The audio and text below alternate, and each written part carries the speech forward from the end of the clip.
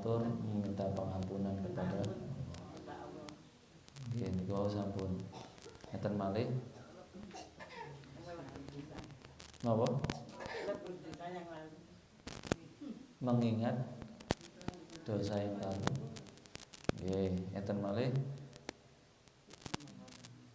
Tidak mengulangi dosa yang lalu. Ngeten malih. Membuka pintu. Niku faedah. Nggih.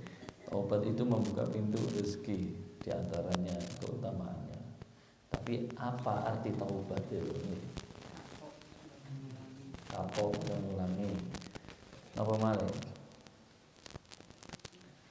Maka yang harus kita ketahui pertama sebelum kita membahas lebih dalam makna daripada arti taubat, yaitu taubat itu artinya roji', taib, roji', taubah, ruju', yaitu kembali maksudnya ya nopo? Kembali kemana? Ke jalan yang benar. Di antaranya arti taubat itu ar-raji' ila nafsi, yaitu dia kembali kepada dirinya. Maksudnya no? Dikatakan man arafa nafsahu arafa rabbahu. Siapa orang yang mengenal kembali, lebih mengenal kepada dirinya, maka dia akan semakin lebih mengenal dan tahu siapa Tuhannya. Selagi dia selalu mengembalikan apapun yang dia lakukan itu kepada dirinya, kesalahan yang pernah dia lakukan, kekhilafan yang pernah dia lakukan, dia kembalikan kepada dirinya.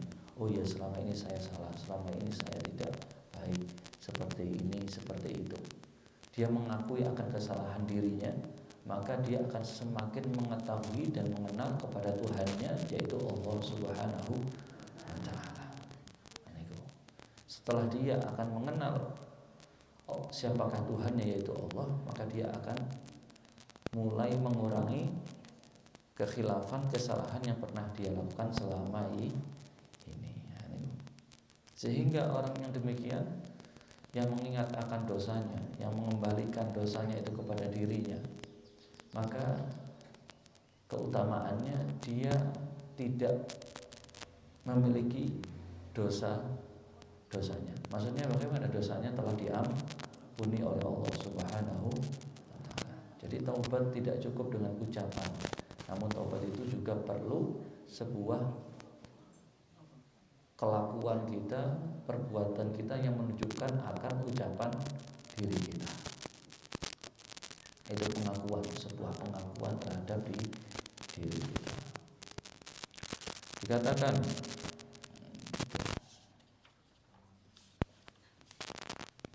wa qila li ba'dil hukama hal lit-ta'ib min alamah yu'rafu annahu qubila taubatuh.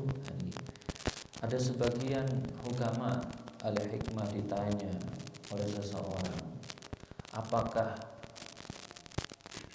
ada tanda bagi seseorang yang bertaubat kepada Allah, tanda-tanda taubatnya itu diterima oleh Allah Subhanahu wa Ta'ala. Apakah ada tanda bahwasanya taubat kita itu diterima oleh Allah atau tidak? Apakah ada tanda-tandanya? Maka beliau mengatakan, na'am, alamatuhu arba'atu asya. Ada. Jadi tanda-tanda taubat kita diterima oleh Allah itu tandanya ada 4. Pinten Bu? 4. Yang pertama apa? Awwaluha an yanqati'a an ashabis suh wa yuriyahum haibatan min nafsihi wa yukhaliqas salihin. Pertama, tanda taubat kita diterima oleh Allah niku, yang pertama menjauhi dari teman-teman yang tidak baik. Menjauhi dari pergaulan, pertemanan, perkumpulan yang tidak baik.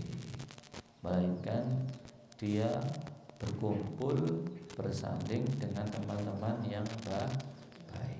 Ini tandanya.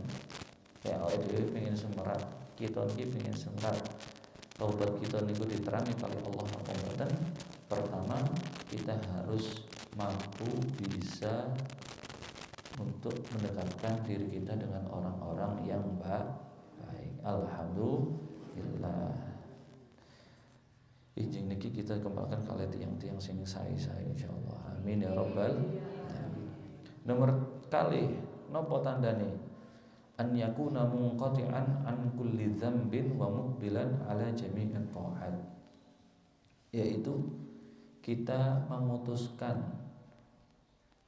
dari dosa dan mendekatkan dengan kebaikan. Menjauhi dosa dan mendekatkan kepada kebaikan. Menjauhi keburukan dan mendekatkan kepada kebaikan. Kata jenengan cinten niki, injing niki mendekatkan diri kita kepada kebaikan. Insyaallah taubatnya kita yang kita munajatkan selama ini semoga diterima oleh Allah Subhanahu wa taala. Nomor 3, napa tandane? An yudhiba farhad dunya kulliha min qalbihi wa yara huznal akhirah kulliha daiman fi qalbihi. Niki.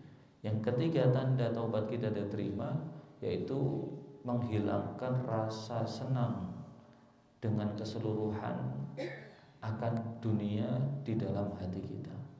Niki.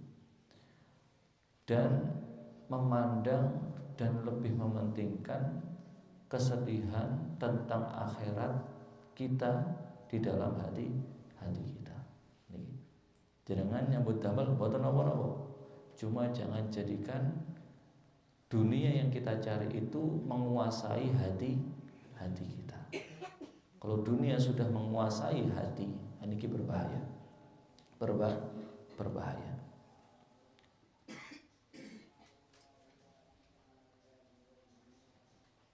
Kita tidak boleh senang yang berlebihan kepada dunia. Sewajarnya lah, sewajarnya.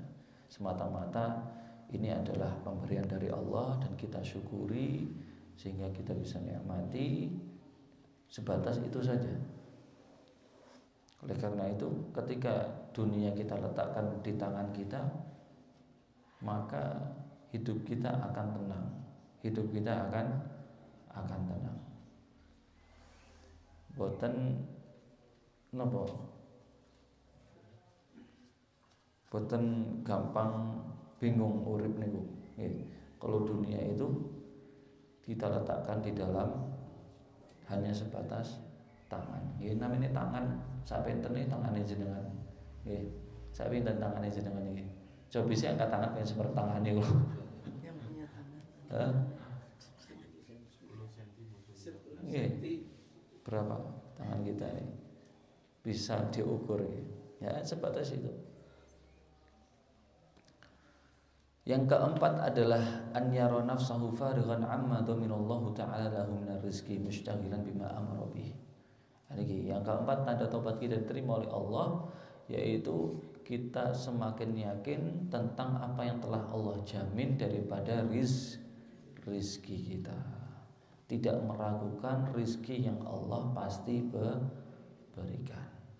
Setiap orang itu pasti memiliki rizkinya masing-masing. Setiap orang tidak memiliki gaji, tapi setiap orang memiliki rezeki. Setiap orang itu tidak memiliki gaji, tapi memiliki rezeki. Allah paringi rezeki ingkang barokah, berkah, manfaat. Alhamdulillahirabbil alamin. Niku pertama, menjauhi dari teman yang tidak baik, mendekatkan kepada teman-teman yang baik. Kedua, memutuskan untuk tidak berbuat dosa, melainkan mendekatkan dengan sebuah ketaatan atau kebaikan. Yang ketiga, tidak menjadikan dunia itu menguasai hati. Yang keempat, semakin yakinnya kita terhadap rezeki yang Allah berikan. Insyaallah dengan demikian taubat kita akan diterima oleh Allah Subhanahu wa taala. Dia ceritakan tentang taubat. An Alqamah an Abdullah bin Mas'ud radhiyallahu taala anhu qala ja'a rajulun ila Nabi sallallahu alaihi wasallam. Diceritakan bahwasanya pernah ada seseorang yang mendatangi kanjeng Nabi Muhammad sallallahu alaihi wasallam dan dia mengatakan kepada Rasulullah, ya Rasulullah, inni laqitu imra'atan fil bustan. Wahai Rasulullah, suatu hari aku menjumpai seorang perempuan fil bustan, di kebun, sebuah kebun. Fadamamtuha ilayya qabbaltuha wa bashartuha wa fa'altu biha kulla syai' ghaira annani lam ujami'uha. Wahai Rasulullah, suatu hari aku menjumpai seorang perempuan di sebuah kebun. Kemudian aku merangkulnya, kemudian aku menciumnya dan lain sebagainya. Hanya saja aku tidak menyetubuhinya. Fasakatan Nabi sallallahu alaihi wasallam sa'ah. Kemudian setelah diceritakan hal itu, Rasulullah diam sejenak. Sakat, diam. Fanazalat hadhil ayat. Kemudian turun ayat Al-Qur'an. Wa aqimis sholata tarafayn nahar wa zulafa minal lail. Innal hasanah. Turun ayat mengenai perintah Allah Subhanahu wa taala untuk kita melakukan sholat 5 waktu. Tarafayn nahar niku yang dimaksud adalah sholat subuh, sholat duhur, sholat asar. Wa zulafa minal lail, perintah tentang sholat maghrib dan sholat isya. Kemudian innal hasanat yudhibna sayyi'at. Bahwasanya kebaikan-kebaikan sholat 5 waktu kita itu, sholat fardu 5 waktu kita itu dapat mengampuni dosa-dosa antara satu sholat dengan sholat yang lainnya. Dzalika dzikra lidzakirin. Hal yang demikian itu mengingatkan lidzakirin, mengingatkan bagi siapa yang mereka mau bertaubat kembali kepada Allah Subhanahu. Dari cerita ini Rasulullah itu ketika diceritakan akan keburukan seseorang, Rasulullah itu tidak langsung menjawab, melainkan Rasulullah diam sejenak. Nggih. Ya awake dhewe tambah dilateni. Na'udzubillah. Kemudian Rasulullah itu tadi mengajak supaya yang melakukan kesalahan itu untuk memberikan pintu taubat yang dia akan taubat kepada Allah Subhanahu wa taala. Faqala Umar radhiyallahu taala anhu, kemudian Sayyidina Umar bin Khattab mengatakan kepada Rasulullah, wahai Rasulullah, ayat tersebut itu diturunkan apakah untuk dia saja yang tadi, si laki-laki tadi itu saja yang melakukan maksiat itu saja, apakah untuk manusia secara umum? Maka Rasulullah menjawab, balin nasi ammah, melainkan ayat itu tadi turun diberikan untuk semua umat manusia secara umum, sehingga siapapun yang mau bertaubat kepada Allah dengan dia menjalankan kebaikan-kebaikan tadi itu, diantaranya dengan sholat 5 waktu, maka dosanya akan diampuni oleh Allah Subhanahu wa ta'ala. Alhamdulillahirabbil alamin. Diceritakan lagi oleh Abu Hurairah radhiyallahu taala anhu dalam sebuah riwayat, kharajtu zata lailah ba'da ma shallaitu al-isya al-akhir ma'a Rasulillah sallallahu alaihi wasallam. Pada suatu malam Abu Hurairah menceritakan setelah sholat isya beliau keluar dengan kanjeng Nabi Muhammad sallallahu alaihi wasallam. Fa idza ana bi imra'atin muntaqibah qa'imah 'ala tariq. Di tengah jalan kami menjumpai seorang perempuan yang lagi berdiri di pinggir jalan. Faqalat, maka perempuan tadi mengatakan kepada Abu Hurairah, wahai Abu Hurairah, inni qad irtakabtu dzamban 'aziman. Wahai Abu Hurairah, aku pernah melakukan sebuah dosa. Apakah fahali min taubah? Apakah aku ada pintu taubat kepada Allah? Maka Abu Hurairah langsung menjawab, wa ma dzambuka? Lalu apa dosamu yang kau pernah lakukan? Maka perempuan tadi mengatakan, inni zanaitu wa qataltu waladi minaz zina. Wahai Abu Hurairah, dosa yang pernah aku lakukan itu yaitu aku pernah melakukan zina, dan setelah aku melakukan zina akhirnya aku hamil, kemudian aku membunuh anak dari hasil zina itu tadi. Faqultu laha, maka aku mengatakan, Maka Abu Hurairah mengatakan kepada perempuan tadi, halakti wa ahlakti. Abu Hurairah mengatakan, engkau telah celaka dan engkau telah mencelakakan orang lain. Celakanya telah melakukan dosa zina, yang kedua telah mencelakakan orang lain, yaitu dengan membunuh anaknya. Wallahi ma laki min taubah, demi Allah tidak ada pintu taubat bagimu, kata Abu Hurairah. Seperti itu. Maka kemudian setelah beberapa lama Abu Hurairah mengintrospeksi lagi. Wa qultu fi nafsi ufti wa Rasulullah SAW baina adhurina. Masa aku mudah memberikan fatwa sebuah tindakan sedangkan bersama kami Rasulullah SAW, bukankah aku harus meminta saran dulu sebelum aku memutuskan? Maka keesokan harinya Abu Hurairah mendatangi kanjeng Nabi Muhammad SAW. Maka mengatakan kepada Rasulullah, wahai Rasulullah, semalam aku menjumpai seorang perempuan. Perempuan tadi itu mengakui akan kesalahan-kesalahannya, dan dia bertanya kepadaku, apakah ada pintu taubat untukku? Maka aku mengatakan tidak ada. Maka Rasulullah SAW menjawab, inna lillahi wa inna ilaihi raji'un. Kata-kata yang menunjukkan bahwa iki boten saya. Anta wallah ya Abu Hurairah, kata Rasulullah, demi Allah kamu wahai Abu Hurairah, halakta wa ahlakta. Engkau telah celaka dan engkau telah mencelakakan orang lain. Ya, ini. Perbuatannya tadi itu tidak baik. Langsung menutup pintu maafnya Allah Subhanahu wa taala. Kemudian Rasulullah mengatakan kepada Abu Hurairah, apakah engkau tidak mengingat firman Allah Subhanahu wa taala, walladzina la yad'una ma'allahi ilahan akhar wa la yaqtuluna nafsal lati haramallahu illa bil haqqi wa la yaznun ila qawlihi fa ulaika yubaddilullahu sayyi'atihim hasanat wa kana Allahu ghafurur rahim. Bukankah engkau mengingat ayat ini? Apakah engkau lupa akan ayat Allah Subhanahu wa taala yang Allah telah firmankan? Maka kemudian Abu Hurairah keluar. Setelah diingatkan oleh Rasulullah, Abu Hurairah keluar. Kemudian dia mencari tempat di mana perempuan tadi tinggal, dicari. Akhirnya sampai saking bingungnya Abu Hurairah mencari perempuan tadi, sampai asyibian, anak-anak kecil yang ada di situ itu mengatakan, yaqulun, mereka mengatakan Abu Hurairah gila, karena melihat kebingungan Abu Hurairah mencari alamat rumah si perempuan tadi. Hatta idza kana al-lailu laqituha. Nah, suatu malam akhirnya Abu Hurairah menjumpai si perempuan tadi.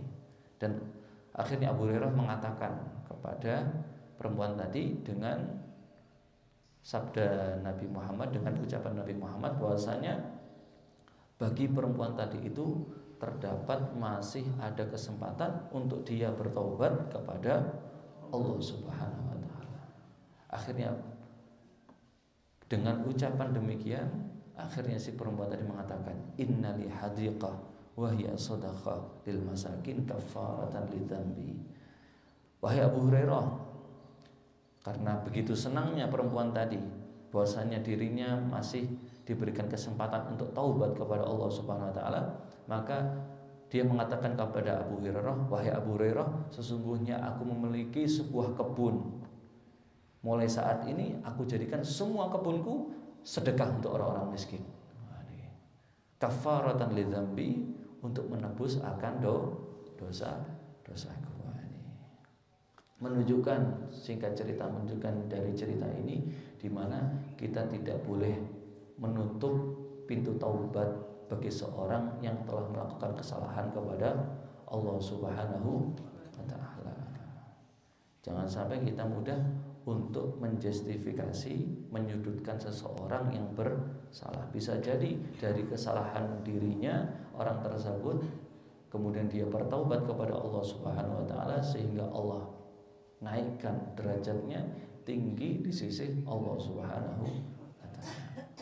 Oleh karena itu, Setiap apa yang kita pandang pada orang lain itulah cerminan hati kita. Ya. Setiap apa yang kita pandang kepada orang lain itulah cerminan hati kita. Jika kita memandang orang lain itu buruk, berarti hati kita buruk. Kalau kita memandang orang lain baik, berarti hati kita baik. Maka bencilah dosanya, bukan pendosanya. Bencilah dosanya, bukan pendosanya. Di dunia ini yang paling sulit dilihat itu hati manusia. Ya. Jadi kita tidak mudah untuk melihat hati manusia. Dan yang paling sulit dibungkam di dunia ini mulut manusia. Ya. Na'udzubillah min dzalik. Oleh sebab itu, jangan sesekali tatkala kita melihat keburukan orang lain, kita mudah untuk berprasangka buruk kepada orang tersebut. Bisa jadi nanti malam dia bertobat, bisa jadi besoknya dia mau bertobat. Sehingga kita bukanlah seperti Tuhan, kita hanya sebatas ciptaan. Okay? Maka karena manusia itu seperti buku. Okay? Manusia itu seperti buku. Kenapa? Terkadang ada yang menipu dengan sampulnya, ya, terkadang ada yang menipu dengan sampulnya, dan terkadang ada yang membuat kagum dengan isinya. Ya. Jadi kita jangan mudah tertipu dengan sampulnya. Bisa jadi sampulnya seakan-akan seperti buruk, tapi kita tidak tahu hatinya. Bisa jadi hatinya mengingat kepada Allah Subhanahu wa taala. Seperti seakan-akan secara zahir dia itu fisiknya seperti preman. Bisa jadi hatinya kelinci. Maksudnya apa? Hatinya baik. Dalamnya laut dapat kita ukur, namun dalamnya hati siapa yang tahu mengukur. Ini kata-kata hari ini. Dalamnya laut dapat kita ukur, namun dalamnya hati siapa yang tahu mengukur. Tidak lain hanyalah Allah Subhanahu wa taala. Dan yang terakhir kata Rabi'ah al-Adawiyah dalam salah satu perkataan beliau, innal abda idza dzaqa mahabbatillah, siapa orang yang telah merasakan cintanya kepada Allah Subhanahu wa taala, atlaqahu ala masawi amalih fasyaghalahu biha an masawi'in nas. Tatkala seorang hamba tadi betul-betul dapat merasakan cintanya kepada Allah, maka Allah akan tampakkan keburukan dirinya, sehingga dia sibukkan untuk melihat keburukan dirinya daripada melihat keburukan orang lain. Ciri-ciri orang yang cinta kepada Allah, di hatinya ada cinta kepada Allah, dia itu akan lebih melihat kesalahan dirinya dibandingkan kesalahan orang lain. Semoga taubatnya kita diterima oleh Allah Subhanahu wa taala, dan semoga dosa-dosa kita diampuni oleh Allah Subhanahu wa taala. Amin ya rabbal alamin.